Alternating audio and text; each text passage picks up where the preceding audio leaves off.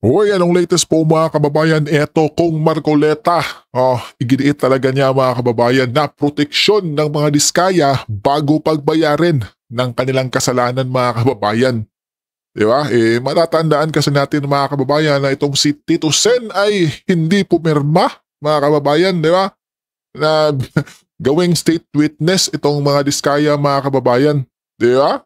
Tila may pinagtakpan sila mga kababayan Di ba?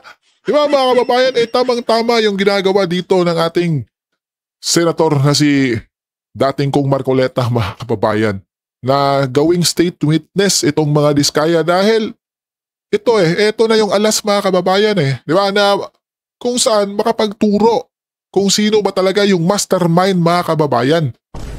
Di ba po? Tapos ngayon mga kababayan, di ba po? Tulong-tulong sila na, di ba? Hindi gawing witness o state witness yung mga diskaya mga kababayan. Kaya itong si Kong Marcoleta, kaka-interview ngayon mga kababayan na iginiit talaga niya na dapat proteksyon ng mga diskaya bago pagbayarin sila mga kababayan. Para naman kahit papano ay, di ba? Makita natin mga kababayan o malaman kung sino ba talaga ang mastermind. Di ba po? Yung mastermind mga kababayan, tila tumakas na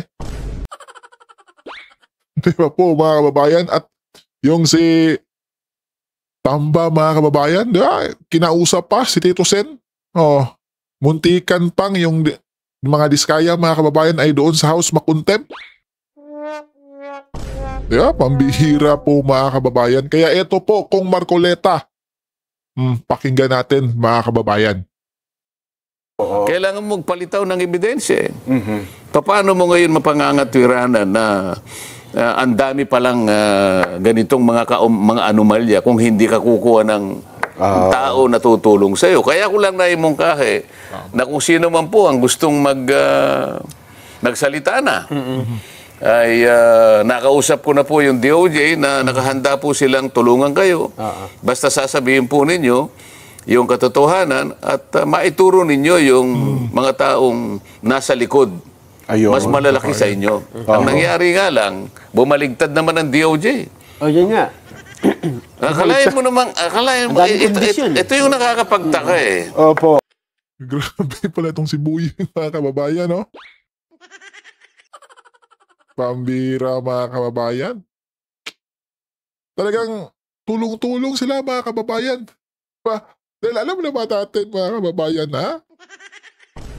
yung kanilang buntot ngayon mga kababayan ay bumabalik na. Diba?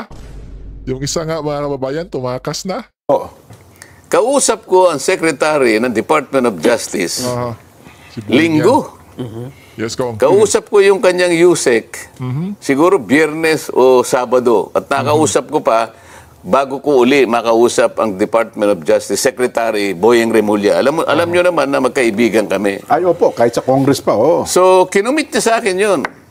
Okay yan. Sabi niya gano'n. Ang totoo niyan, partner naman namin kayo, ang Senado, para maipasa natin itong Whistleblowers Act. Pagtulong-tulungan natin yan. Sige, pangako muna sa kanila na mabigyan natin sila ng provisional immunity. Kaya malakas ang loob ko sapagkat alam ko nakahanda siya na tulungan kung sino man ang tatayo talaga na magsasabi na ng totoo. Naku po mga kababayan, itong si Boyeng. Mukhang pinaasa lang tayo niyan, Kong Naku po mga kababayan. Dito wala pa kayong tinutukoy kung sino? Wala pa. Naihinuha ko lang. Sabi ko, baka sakali. Baka kita magturo. Kasi kako, na-upload ko na ito nung nakaraang hearing.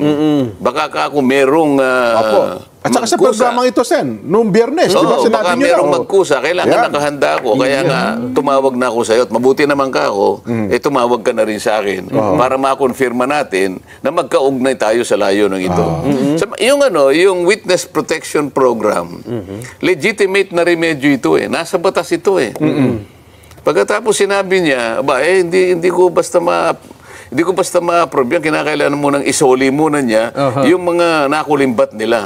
Ito na po yung magkapalitan na po Nagkapalitan na ito. Paano mangyayari yun?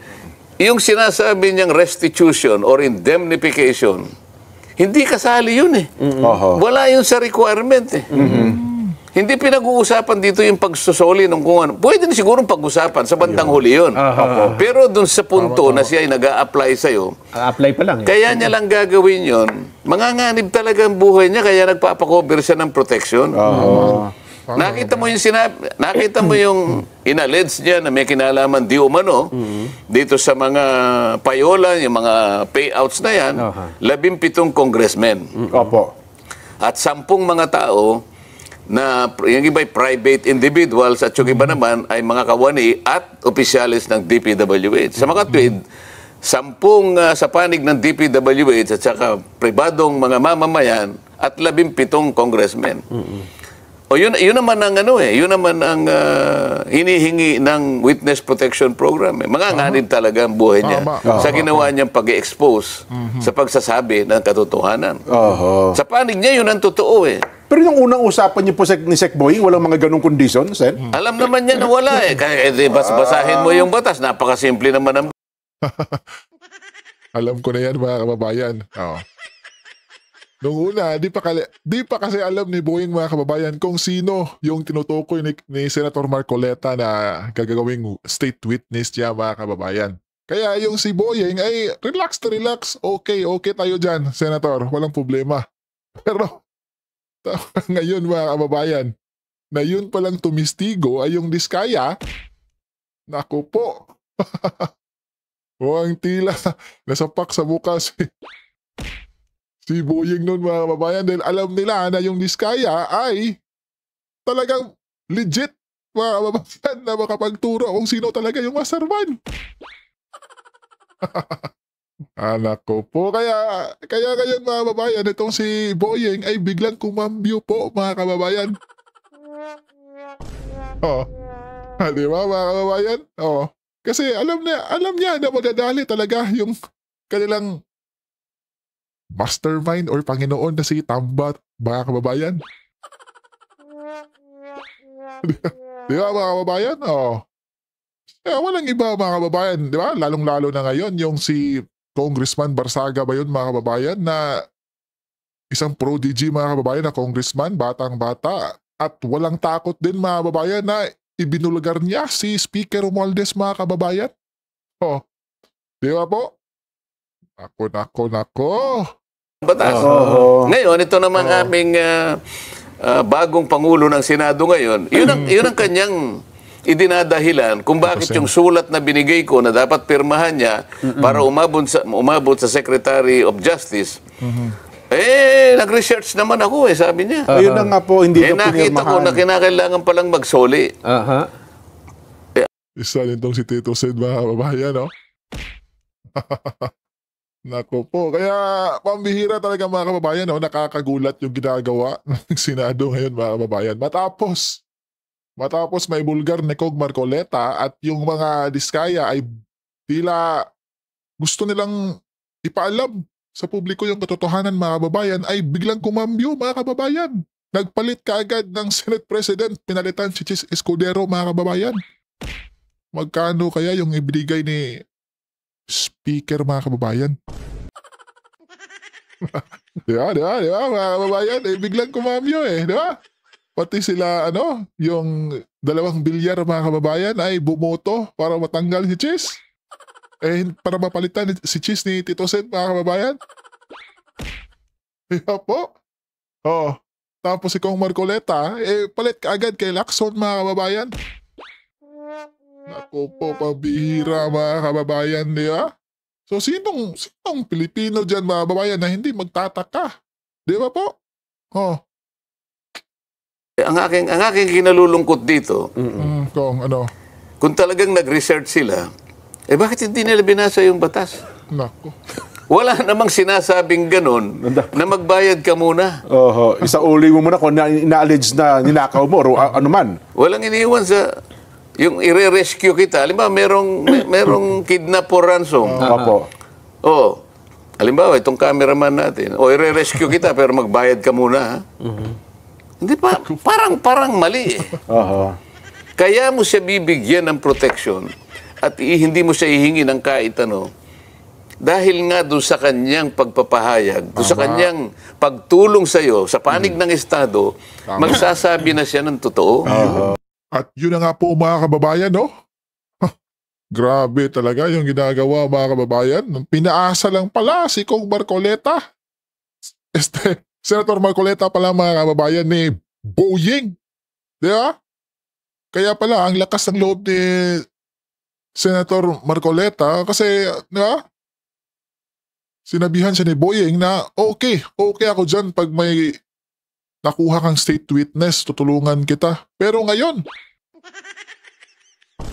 ako po, biglang liko, mga kababayan.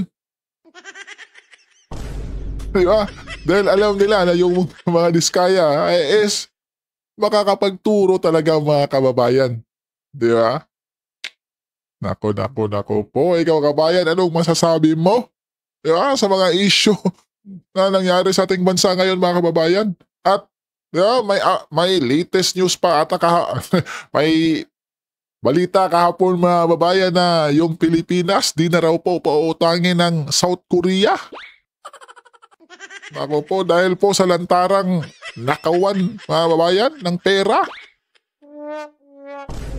Ako po, so saan na naman mangungutang yung mahal na Pangulo natin kabayan? Ako po, buti na lang yung South Korea mga babayan ay may inisyatibo mga babayan. Oh, buti na lang para yung utangin di na naman mapapahama kabayan. Kaya po. Alright, hanggang dito na lang po kabayan. God bless po sa ating lahat at huwag niyong kalimutang mag-subscribe. Anong latest po? Bye-bye.